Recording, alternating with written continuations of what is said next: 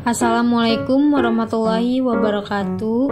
Saya Reni Mardiana dan rekan saya Nurul Khalifah Bahasuan akan mempresentasikan analisis etika dan filsafat dalam konteks teori utilitarianisme Jeremy Bentham. Kita akan mengeksplorasi bagaimana prinsip-prinsip utilitarianisme diterapkan dalam penyusunan regulasi penting oleh pemerintah Indonesia melalui Kementerian Pemberdayaan dan Perlindungan Anak.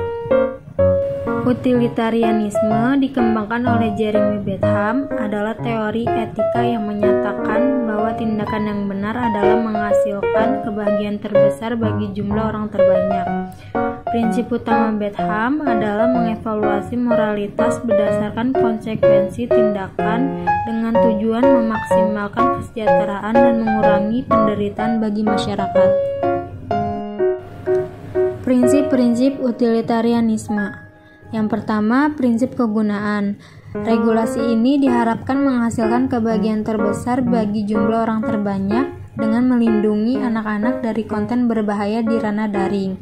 Yang kedua, konsekuensialisme. Keberhasilan regulasi ini akan diukur berdasarkan dampaknya dalam meningkatkan kesejahteraan dan keamanan anak-anak di dunia digital, bukan niat atau usaha pembuatan kebijakan. Yang ketiga, kebahagiaan sebagai tujuan utama.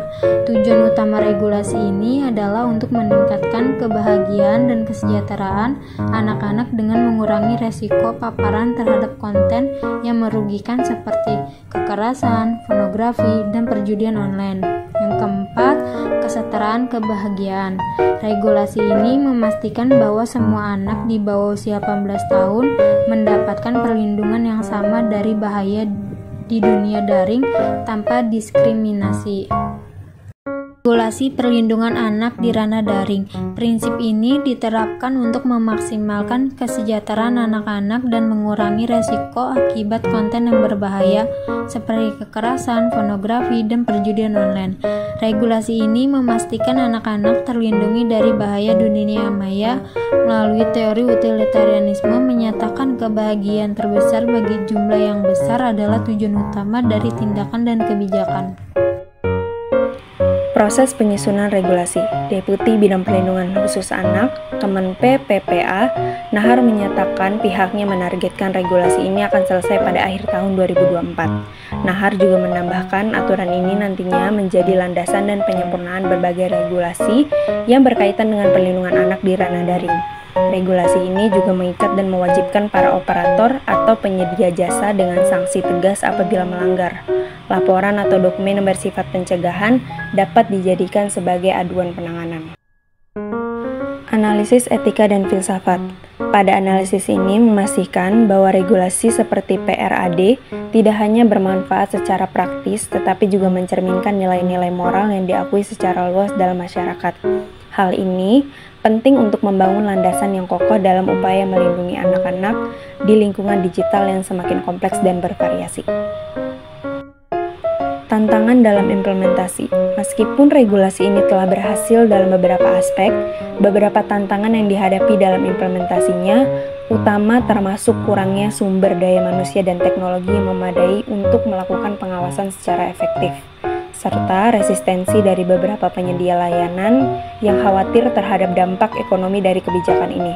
Selain itu, adaptasi dan penerapan regulasi di berbagai daerah menunjukkan tingkat efektivitas yang bervariasi, tergantung pada kesiapan dan komitmen pemerintah daerah setempat. Penerapan kebijakan pencegahan dan penanganan. Implementasi pada kebijakan ini meliputi pengawasan yang ketat terhadap konten daring dan penguatan mekanisme pelaporan untuk memudahkan pengaduan yang dilakukan oleh masyarakat. Sebagai hasilnya, terdapat peningkatan signifikan dalam jumlah laporan dan tindakan penanganan terhadap konten berbahaya yang berkontribusi pada pengurangan risiko bagi anak-anak. Kesimpulannya, dengan menggunakan pendekatan utilitarianisme Jeremy Bentham, kita dapat mengevaluasi kebijakan atau tindakan publik seperti rancangan peraturan presiden atau Perpres tentang peta jalan perlindungan anak dalam ranah daring atau PRAD dengan mempertimbangkan dampaknya terhadap kebahagiaan atau kesejahteraan bagi anak-anak dan masyarakat secara luas.